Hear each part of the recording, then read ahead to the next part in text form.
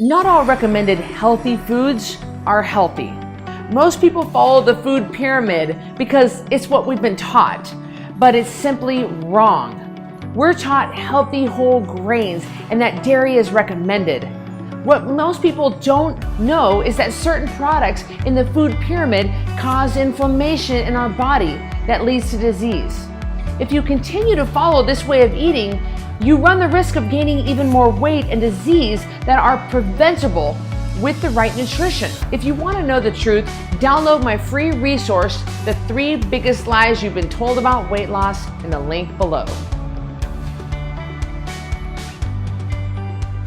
There's no such thing as a healthy whole grain. If you look at modern grains, the way they're processed, grown and processed today, there's nothing healthy and there's nothing whole about it. And by the way, I have an entire other video about grains on my YouTube channel.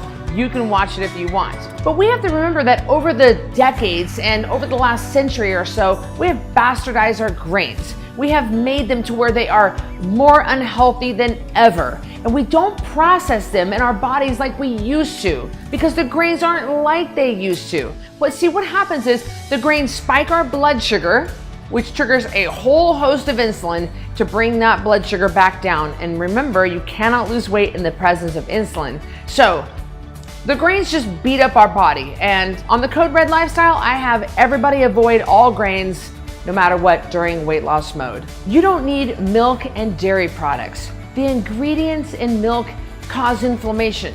Everybody thinks that my problem with milk is the lactose, and really it's not my biggest problem with milk.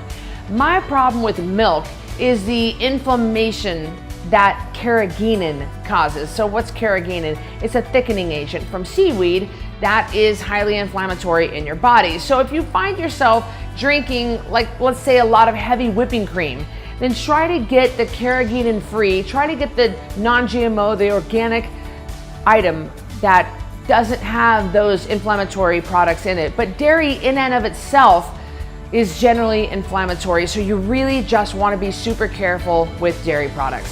So when we're talking about cheese, yeah, there are only a couple of Code Red approved cheese, and that is cottage cheese and cream cheese.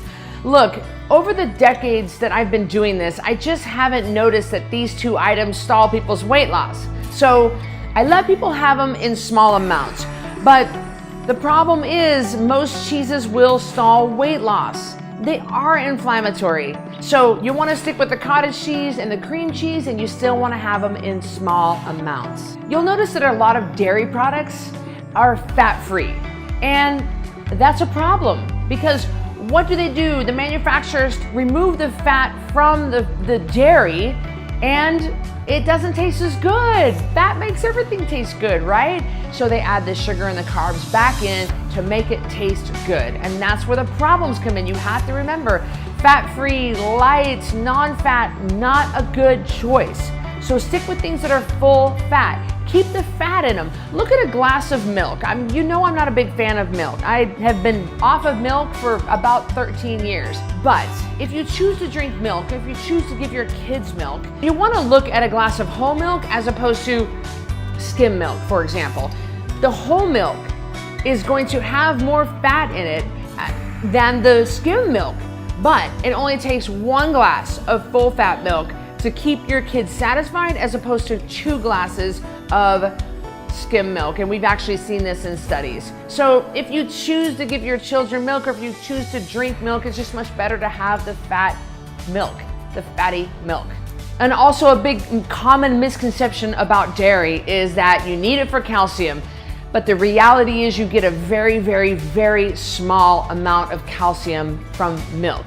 The dairy industry, they want you to think you get a lot of calcium, and that's how they've sold us this bill of goods for decades. But it's simply not true. There's more calcium in chia seeds, for example, than milk. And a lot of milks cause you to leach calcium from your bones. So you can see why I'm just not a big fan.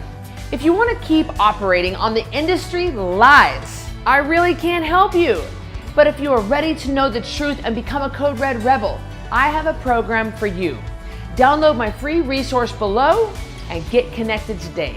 If you love this video, give me a big thumbs up, and better yet, subscribe to my channel. That way you're notified when I release a new video. But listen, I want to hear from you. Put in the comment box below, what food did you used to think was healthy, but then you later found out wasn't? Comment below and I'll see you on the next video.